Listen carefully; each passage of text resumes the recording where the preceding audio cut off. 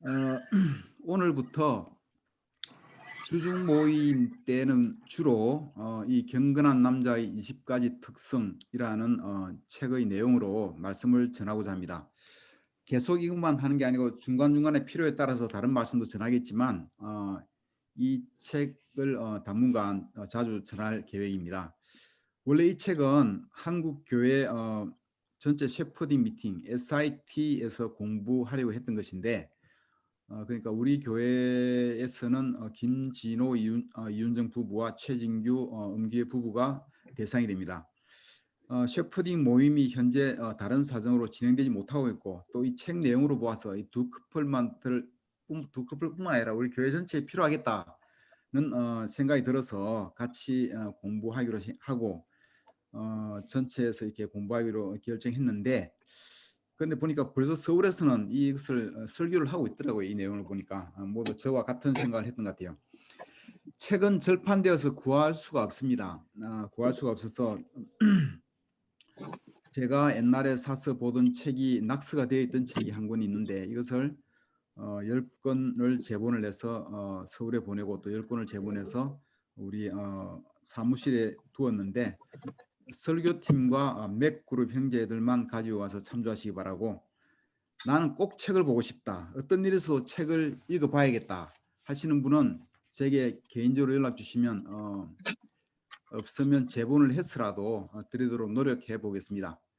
그러나 우리가 공부하는 데는 책이 없어도 무방합니다. 우리 설교팀에서 워낙 잘 여러분에게 내용을 핵심 내용만 뽑아서 잘 전달할 것이니까 책이 없어도 큰 문제가 안 됩니다.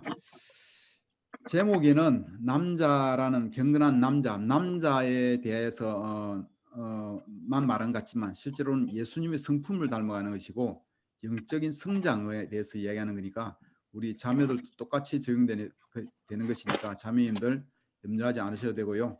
우리 모두 같이 필요한 내용입니다. 디모데후서 2장 1절에서 2절까지를 제가 읽으면서 시작하도록 하겠습니다.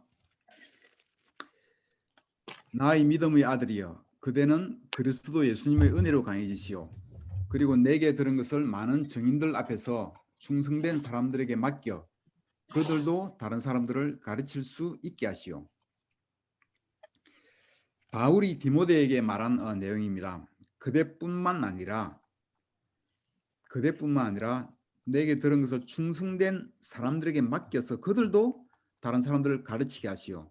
이렇게 계속 킹덤이 확장되어 가는 게 원칙인 것입니다. 처음 우리가 하나님 말씀을 받았을 때는 어린아이, 유아지만 우리가 들은 말씀으로 삶이 변화하고 성장하여 영적인 어른이 되어가야 되고 그래서 우리도 다른 사람들을 가르칠 수 있는 충성된 사람이 되고 또 다른 충성된 사람들을 계속 만들어가는 게 우리가 할 일인 것입니다. 다른 사람에게 영향을 주고 다른 사람을 인도할 수 있어야 하는 거죠. 오래전에 달라스에서 교회 다니는 사람들이 한 그룹이 우리 같은 뭐 바이블톡 되겠죠. 한 그룹이 보다 나은 남편이 되기 위해서, 보다 나은 아버지가 되기 위해서, 보다 나은 그리스도인이 되기 위해서 그러한 목적으로 함께 모여서 매주 목요일 아침 6시 45분부터 7시 45분까지 1시간 동안 카페에 모여서 디모데전서와 디도서에 나오는 20가지 인도자의 자질들에 대하여 공부하며 하나하나씩 살펴보고 토론하고 공부하는 시간을 보냈다고 합니다. 20주 동안. 그 시간이 굉장히 큰 도움이 됐나 봐요. 그 과정에서 자료를 모으고 요약하고 책으로 낸 것이 바로 이 책이라고 합니다. 우리 모두들 영적인 성장을 더욱 많이 해서 다른 사람을 더 잘 가르치는 충성된 사람들이 되기를 바라며 이 내용을 같이 보도록 하겠습니다. 오늘은 특별히 그 첫 번째 좋은 평을 듣는 자질에 대해서 보도록 하겠습니다. 디모데전서 3장 2절에서 3절까지입니다. 강정승 현재 읽어주시겠습니까? 디모데전서 3장 2절에서 3절. 디모데전서 3장 2절에서 3절입니다. 그러므로 감독은 책망할 것이 없으며 한 아내의 남편이며 절제하며 신중하며 단정하며 나그네를 대접하며 가르치기를 잘하며 술을 즐기지 아니하며 난폭하지 아니하고 너그러우며 다투지 아니하며 돈을 사랑하지 아니하며. 예, 여기에 감사합니다. 여기에 이제 감독의 자질에 대해서 쭉 나옵니다. 여기서 감독이라 하면 교회를 오버시하는 사람을 인데 뭐 인도자 또는 영적으로 성숙한 사람이 되기 위한 자질, 뭐 크리스찬으로서의 자질이라고 보면 될 것 같습니다. 이런 자질들을 갖추어야 하는데 그 중에서 여러 가지 성품들 중에서 첫 번째 나오는 게 책망할 것이 없어야 한다는 내용이 가장 먼저 언급되고 있는 것을 볼 수가 있습니다. 그럼 다음에 디도서 1장 6절에서 7절을 보면은 김상수 형제 읽어줄 수 있나요? 네, 디도서 1장 6절에서 7절입니다. 장로는 흠잡을 데가 없어야 하며 한 아내의 남편이라야 하며 그 자녀가 신자라야 하며 방탕하다거나 순종하지 않는다는 비난을 받지 않아야 합니다. 감독은 하나님의 청지기로서 흠잡을 데가 없으며 자기 고집대로 하지 아니하며 쉽게 성내지 아니하며 술을 즐기지 아니하며 폭행하지 아니하며 부정한 이득을 탐하지 아니하는 사람이라야 합니다. 예, 감사합니다. 여기서도 마찬가지로 장로의 자질, 감독의 자질 이런 부분에서 내용이 나옵니다. 전부 장로도 첫 번째 나오는 게 흠잡을 데가 없어야 한다 나오고 감독도 흠잡을 데가 없어야 한다는 내용이 가장 먼저 처음으로 나옵니다. 흠잡을 데가 없다, 책망할 것이 없다는 것은 좋은 평을 듣는다는 이야기인데 이는 위에 언급되어 있는 다른 많은 자질들이 갖추어지면서 그 결과로 얻어지는 자질들의 결과물이라고 할 수 있습니다. 그러니까 모든 자질들을 다 갖추어서 열심히 살다 보면은 얻을 수 있는 것이 좋은 평가인 셈이죠. 디모데전서 3장 10절을 제가 읽겠습니다. 이런 사람들을 먼저 시험하여 보고 책망받을 일이 없으면 집사의 일을 하게 하십시오. 집사 직분을 위해서도 필요한 여러 가지 자질을 위에 나와 있어요. 제가 여기는 나와 있지 않지만 8절 9절에 보면 나와 있어요. 여러 가지 자질을 이야기하였습니다만 마지막으로 시험하여 보고 책망받을 일이 없으면 집사 일을 하게 하십시오 라고 되어 있습니다. 책망받을 일이 없는 것이 얼마나 중요한 것인지 알 수가 있습니다. 영적인 성장을 위해서는 책망받을 일이 없어야 합니다. 크리스천은 다른 사람에게서 책망받을 일이 없어야 합니다. 이 남하고 이렇게 안 좋은 어떤 감정의 찌꺼기가 남아 있다든지 다른 사람이 나한테 원한을 가지고 있다든지 하는 것은 전에 마태복음 6장인가요? 5장이고 이 나오는 그 내용에도 나와 있죠. 재물 드리기 전에 원한이 있는 것으로 생각되면은 가서 먼저 화해하고 오느라고. 크리스찬 삶에는 남한테 이런 책망을 받을 일이 있어서는 안 된다는 얘기예요.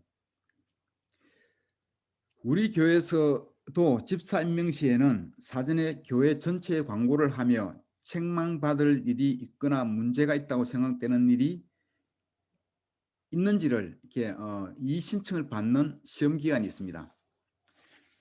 일정 기간, 보통 보름이나 한 달 정도 이 신청 기간을 주고 아무런 책망받을 일이 없거나 또는 이의가 있다 하더라도 별로 대수롭지 않아서 금방 풀거나 또는 이 집사 후보자가 이 집사 후보자의 잘못이 전혀 아니다 하는 것을 확인되고 난 다음에 집사 직분을 주게 되어 있습니다. 저희가 20여 년 전에 집사 임명을 받을 때 그때 이 신청 기간을 한 보름인가 한 달을 주었어요. 그런데 어떤 한 형제가 이의를 제기했습니다. 우리 부부는 집사가 돼서는 안 된다 하고 이의를 제기했습니다. 그 왜 그런지 내용은 기억나지 않아요. 그렇지만 이제 목사들이 만나서 얘기를 들어본 결과 뭐 우리 책임이 전혀 아니다 하는 확인을 받고 나서 이제 집사가 될 수 있었는데 하여간 그러한 과정이 어떤 사람이 다른 사람에게서 책망받을 일이 있으면 교회 일을 하기 어려울 뿐만 아니라 우리 크리스찬 라이프에도 그것은 굉장히 마이너스, 영적 성장하는 데 방해가 되는 일입니다. 우리 부산교회도 집사 역할을 하는 사람들이 지금 벌써 있는데 빨리 집사가 되는 날이 오기를 소망합니다. 사도행전 6장 3절을 제가 읽겠습니다. 그러니 형제자매 여러분, 신망이 있고 성령과 지혜가 충만한 사람 7을 여러분 가운데서 뽑으십시오. 그러면 그들에게 이 일을 맡기고, 우리는 뭐 말씀 전하는 일과 기도하는 일을 전념하겠다고 했던 사도들의 얘기입니다. 1세기 초대 교회에서 이제 사람 수가 늘어나고 할 일이 많아지니까, 일손이 부족해지니까 일을 맡겨야 되는데 누구한테 맡겼냐면 신망이 있고 성령과 지혜가 충만한 사람 7을 여러분들이 뽑으라고 했습니다. 왜 여러분들이 뽑으라 했을까요? 그 사람들의 평이 같이 사는, 그 사람들이 잘 알 거니까 평이 좋은 사람들을 뽑아서 알려주면 그분들에게 일을 맡기겠다는 얘기입니다.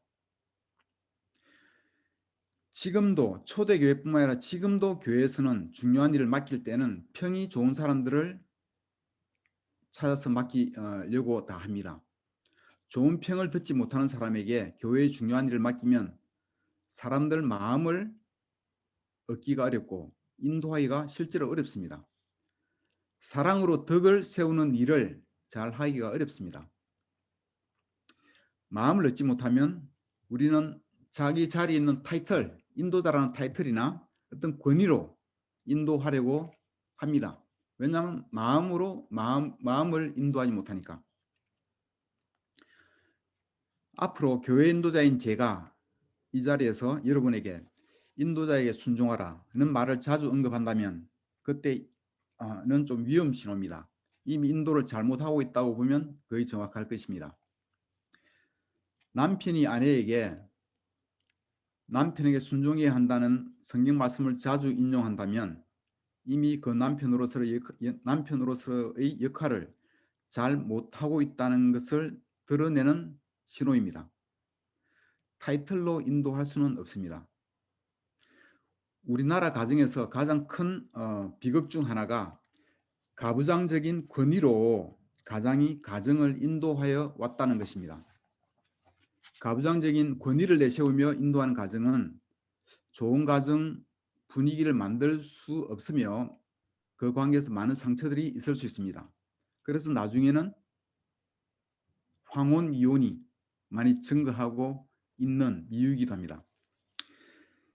아이들은 자라날수록 그 아이와의 관계의 간극이 점차 벌어질 수밖에 없습니다. 아버지가 사랑으로 가정을 인도하는 가정이 성경적인 가정이고 그 아버지는 평이 좋은 아버지가 될 것입니다. 가정에서도 그렇고 교회에서도 그렇고 자기 역할을 잘하기 위해서는, 일을 잘하기 위해서는 신망을 얻고 성령과 지혜가 충만한 사람이 되어야 합니다. 좋은 평을 얻는 사람이 하나님 일을 잘할 수 있고 제 역할을 잘 할 수가 있습니다.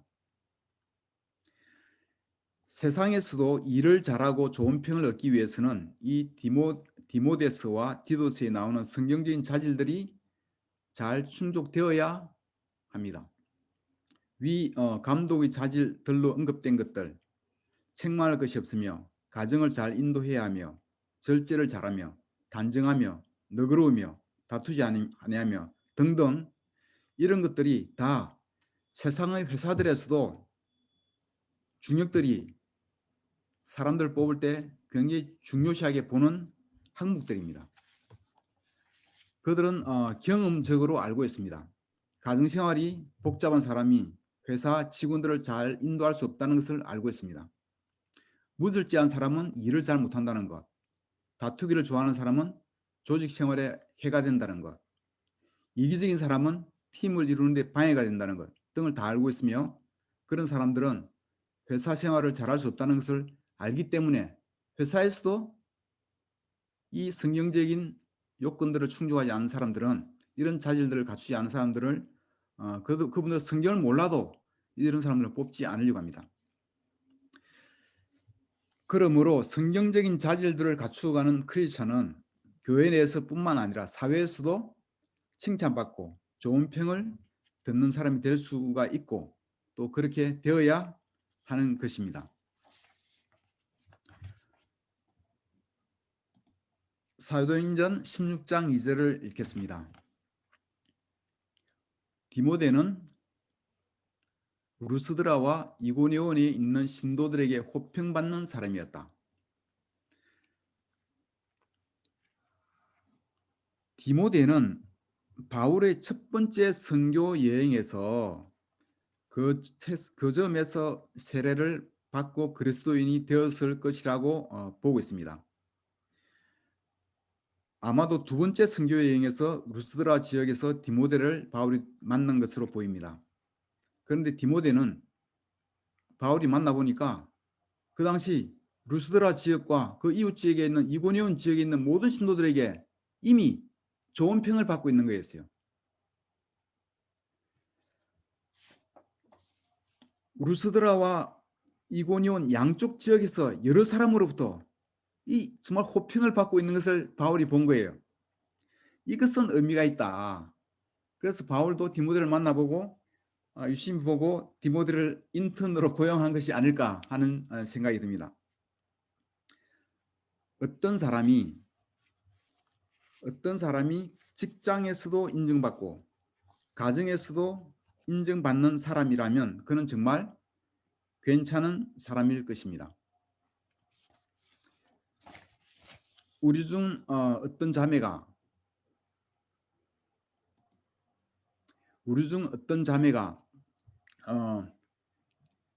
실명을 밝히면요, 김자영 자매가 자기가 가정에서 남편에게 하는 태도를 교회 가족들이 안다면 믿지 못할 것이라고 말을 하는 것을 들은 적이 있습니다. 도대체 집에서 김은기 형제가 어떻게 하길래 그런 얘기를 했는지 모르겠는데 어쨌든 그런 식으로 얘기한 적이 있습니다. 그 자매는 겸손한 마음으로 그런 말을 했을 거예요. 김자영 자매는. 그러나 정말 우리 중에 누군가가 교회에서는 좋은 평가를 받고 있으나 집에서는 가족들에게 좋지 않은 평을 듣고 있다면 그것은 정말 회개해야 될 일입니다. 우리는 특히 가장 가까이 있는 사람에게 잘 대해야 합니다. 많은 경우 가장 가까이 있는 사람을 당연하게 생각하고 함부로 대하거나 쉽게 생각할 수가 있습니다. 예전에 우리 교회에서 어떤 인도자가 있었습니다. 그분은 교회에서 여러 가지로 헌신을 많이 하셨어요. 너그러운 형제로 인정받는 분이었습니다. 그러나 그분이 회사에서 같이 일하는 직원들은 그분에 대한 평가가 교회에서의 평가와 정반대였습니다. 회사 직원들을 존중하지 않고 함부로 대하는 경향이 있다는 평가가 지배적이었습니다. 그렇게 그분의 평가는 회사와 교회에 완전히 엇갈렸습니다. 여러 곳에서 다 호평을 받는 것은 신뢰를 더해줄 수 있는 일입니다. 우리는 가정을 잘 인도하고 회사에서도 좋은 평을 얻도록 최선을 다해야 됩니다. 디모데는 여러 곳에서 여러 사람으로부터 좋은 평을 얻었을 뿐 아니라 실제로 바울과 같이 일하면서도 놀랍게 개인적인 관계를 만들어가며 바울의 훌륭한 동력자가 되는 것을 볼 수가 있습니다.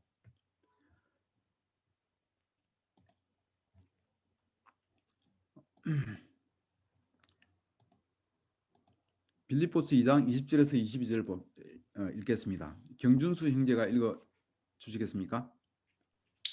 네, 읽겠습니다. 빌립보서 2장 20절에서 22절. 나와 같은 마음을 가지고 여러분을 진심으로 염려해 줄 사람은 디모데밖에 없습니다. 모두 자기 일은 열심히 하면서도 그리스도 예수님의 일에는 관심이 없습니다.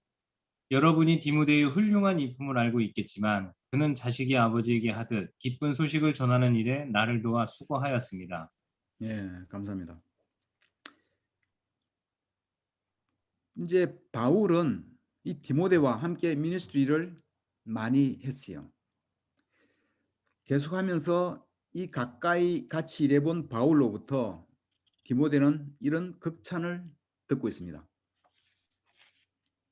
나와 같은 마음을 가지고 여러분을, 그러니까 성도들이죠. 성도들을 진심으로 염려해 줄 사람은 디모데밖에 없습니다. 그러니까 바울이 그 놀라운 마음을 우리 알잖아요. 바울이 말하기를 나와 같은 마음을 가진 형제라고. 여러분 형제들 진심으로 진짜 염려해 주는 사람이라고. 정말 얼마나 아름다운 말입니까? 나와 같은 마음을 가지고. 여러분 이런 동역자들 가지고 싶지 않습니까?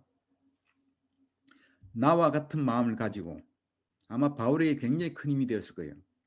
그 다음에도 보면 다른 사람과는 달리 예수님의 일에 관심이 많았다. 모두 자기 일은 열심히 하면서 그리스도 예수님의 일에는 관심이 없는데 이 디모데라는 사람은 그러지 않았다. 예수님의 일에 관심이 많았다는 얘기죠. 훌륭한 인품을 여러분도 알고 있다. 디모데의 훌륭한 인품은 평판이 모든 사람에게 이렇게 다 전해졌다는 얘기죠. 바울도 그것을 인정하는 거예요. 훌륭한 인품을 가졌다. 여러분 이런 칭찬 들어보셨습니까? 정말 죽기 전에 한번 들어보고 싶고요. 정말 훌륭한 인품을 가졌다. 정말 놀라운 칭찬이죠. 자식이 아버지에게 하듯이 나를 도왔다.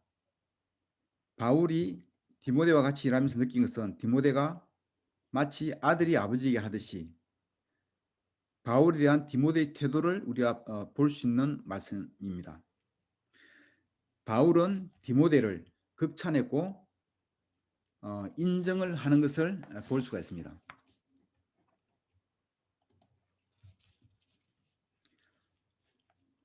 여러분도 함께 하나님의 일을 하는 동역자로서 이러한 관계의 발전을 위하여 기도하고 같이 노력하시기 바랍니다.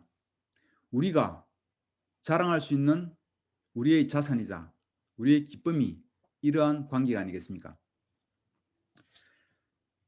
여러분은 요란한 시내입니까? 아니면 잔잔한 호수입니까? 요란한 시내는 깊이가 얕아서 소리는 시끄럽지만 아주 얕아요. 잔잔한 호수는 깊어서 조용합니다. 그렇지만 깊이는 아주 깊어요. 우리가 저지르기 쉬운 실수가 겉으로 드러나는 모습을 보고 평가한다는 것입니다.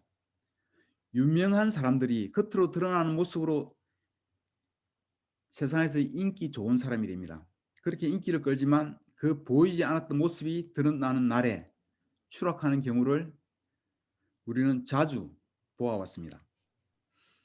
교회에서도 설교를 잘하고 사람들에게 놀라운 말씀으로 감명을 잘 주는 사람도 그것만으로 그 사람을 평가할 수는 없습니다.